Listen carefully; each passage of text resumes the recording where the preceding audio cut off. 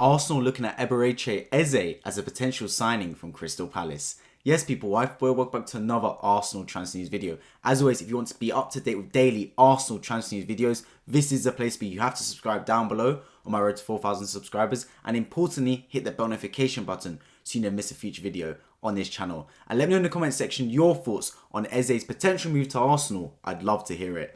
Let's not waste any more time and get straight into the tweet brought today by Football365 stating this: Man United and Arsenal are interested in Eze. Crystal Palace star Eberechi Eze has reportedly rejected a new contract.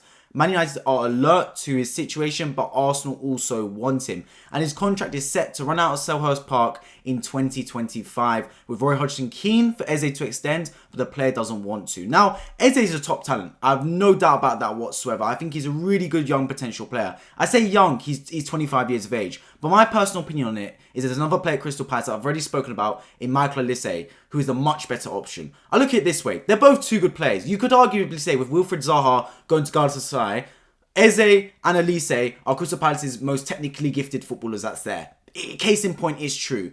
But you got into the Apple store, right? The MacBook Pro is available, the MacBook Air is available. The Pro is a bit more expensive, but you know the features you're getting. It's got the fan installed, much better editing, you're getting a better device overall. That's what it is for me between Eze and Elise. Eze is going to be cheaper, but when you sign Elise, you got more quality there. Younger as well, more potential on that right wing, which is a position we need to address, given that Saka played basically every game last season. So I look from that standpoint, now I'm sitting there going, if you go into Crystal Palace and you end up with Eze, you've just made a catalogue of errors, because you should have gone to Crystal Palace and picked up Elise. That's my personal opinion on it. Now, regardless, the fact that Arsenal are interested in Eze is a good sign. It means we are looking at these attacking potential players. The thing with Eze for me is, right, he had his opportunity at Crystal Palace. I remember he was an absolute baller in the Championship for Queen's Park Rangers, right? I think Tottenham were really interested in him. He ends up making a move to Crystal Palace, part of the young team that was building there.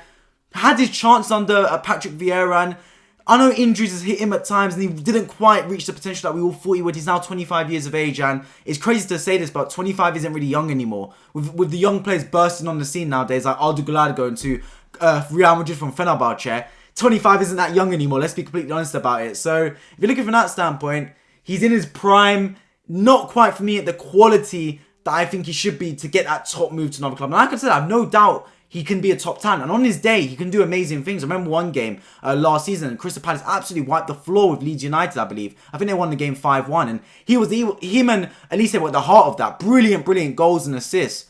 So I have no doubt about those two players' quality, and Eze as well. He's shown in bursts how good he is, but that's the problem. It's only bursts. How many times do I say that? Any player can show on their day they're a top talent.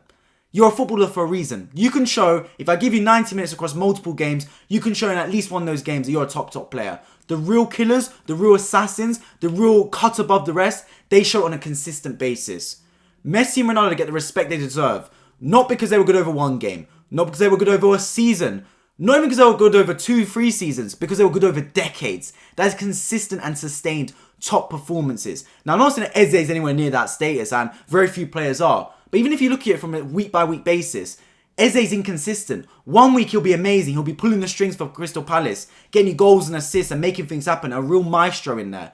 Then next week he goes missing. And I don't think we can have that, really. Like I said before, I like the fact Arsenal looking at addressing another attacking position. For me, I'd be looking at either a striker or right winger. I dropped a video earlier on Ivan Toney. Make sure you check that one. Now, I think he'd be the perfect striker for Arsenal Football Club. Although I do concede that it is a hard deal to pull across. But I've also released a video earlier in the week on Michael Elise. I think Elise would be a perfect option from the same club as Crystal Palace. Also got I don't think Eze's got a release clause, but Elise's got a release clause. Also open to leaving Crystal Palace. Crystal Palace probably don't want to sell, but are conceding the fact that they probably will have to sell their top talents if a big club goes in for them. And if you look at it from a standpoint, right, I'm not one to be a sheep or follow what other clubs are doing. But when you look at Michael Elise, he's being chased by the likes of Man City and Chelsea Football Club, as confirmed by Fabrizio Romano. Now, if Man City are in for you, you're a good player. Because Man City don't go for anyone. Pep Guardiola doesn't sign any type of player. When Pep Guardiola wants a player, he wants a specific profile of footballer. Someone that will do exactly what he wants. And I think he can see Michael Elise as a Jack Grealish type player on that right wing, where he's not going to get you an abundance of goals and assists, because Grealish wasn't really doing that for Man City, especially in his first season for sure. But a tricky player. A player that can pick up the ball and dribble with it, take on players, be gifted technically from corners and set pieces. That type of football. And I think we need that.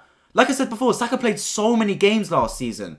Saka did so well, but I feel for the kid. He's been asked to play every game. Sometimes you need some competition. I'm not saying Saka gets complacent, not by any means, but he burns out. You need someone to step in, where if Saka's having a dip in form for 1 or 2 weeks, you go, not to worry, Saka, bro. I know you're having a bit of dip in form. You played a lot of games. Don't worry, you can sit on the bench for 1 game or so. Let Elise come into the team. Saka's sitting there going, hang on a minute, I'm out of the team now. That wasn't happening last season. Elise's gone in the team, or Eze's gone in the team. I need to pull my socks back up and try going for this first team football game, get back into the starting 11. That's what we need, a little bit of competition. It always helps, man. Martinelli and Trossard, I love that dynamic. I love the fact that if you have Martinelli in the team or Trossard in the team, you're going to get output. Yeah, Martinelli's a better goal scorer, but Trossard gets you more assists. So you get output from different ways. A similar thing can happen. So for me, the fact that I was so interested in Eze, I like the fact that is the reported news. But let United have Eze. We should be going in for Michael Elise. That's my personal opinion on it. Between the two players, I think Elise is a much better prospect. I think he's going to give us much more going forward. Younger as well, only 21 years of age. So much more potential than Eze. That's just my personal opinion on it. But at the end of the day, it is good to see Arsenal interested in players. That's the main thing. In other reports, Crystal Palace are reportedly interested in Eddie Nketiah and are tabling a bid worth between 30 and 34 million pounds. This, for me, is a perfect opportunity right now. I've already said before that Eddie Nketiah or following Balogun should be sold 1 or 2. I don't mind who we sell, to be honest. I always thought I'd rather sell Nketiah because I think Balogun's got higher potential. But after Balogun's comments about wanting to leave, well, not necessarily wanting to leave Arsenal, but doesn't want to go out on loan again, wants to get first team football, I think that was a little bit arrogant for me. So I think I wouldn't mind if Arsenal sell Balogun at that stage, especially because I do think we can get more money for Balogun than Nketiah personally. But if Crystal Palace want Nketiah for 30 to 34 million, now's the time when Eddie needs to get his pay grade. Now's the time when he needs to be very smart about it. Okay, Crystal Palace, you want Eddie Nketiah? No worries. You're willing to bid 30 to 34 million? Oh, this is very interesting because we're interested in Michael Elise, as that happens to be a fact. And he's a Crystal Palace player. So why don't we negotiate some kind of swap deal? You guys get Nketiah, we get Elise. We're happy to pay an extra £5 million or so, however much it costs. But we want to get Elise in exchange. He wants to leave anyway. What do you say? You see what I mean? Be very smart and tactical in that sense. Whereas I feel like Arsenal would be idiots. We sell Nketiah to Crystal Palace for 30 million. Then Man City go and sign Elise for 35 million. Do you know what I mean? Like, that's what I think could happen. I genuinely think we could sell Nketiah and they'd use the money they spent on Nketiah to spend that money. They would sell Elise in exchange. Where we, Arsenal, who I believe need Elise, who as reported by other journalists are interested in Michael Elise, we should be going there and saying, okay, you want Nketiah, we want Elise in exchange. Let's make something happen. 2 deals in one. 2 birds, 1 stone. Bing, bang, bosh. We get Elise in the team. Young 21-year-old player. You get Eddie Nketiah in the team. Not as young as Elise, but still a young Premier League proven striker. Job's a good one. Like it for both teams. But I don't think Eddie will pull off something like that. But if that was me, that's what I would do personally. If Crystal Palace want Nketiah as reported, make sure you get money for him, and in exchange, try and get Elise, because for me, that's perfect. We get a backup right winger, and Crystal Palace get the striker they need after Wilfried Zaha went to Galatasaray. That's my thoughts on it. As always, I'd love to hear your thoughts in the comment section. This was mostly an Eberechi Eze video, but I did kind of convert it into a Michael Elise video. That's just because, in my opinion, I'd rather sign Elise other than Eze. They come from the same club. Both are available. Take your pick. For me, it's Elise. What's your thoughts in the comment section? Would you rather sign Eze, Elise, or someone else like Kudus, for example? I'd love to hear it. And if you are new around here and you enjoyed this video and want to keep up to date with daily Arsenal transfer news vids, this is the place where you have to subscribe down below on my road to 4,000 subscribers, and importantly, hit the bell notification button so you don't miss a future video on this channel. Drop a like down below so this video gets out to more people in the algorithm, and I hope to catch you all in my next one. Take care.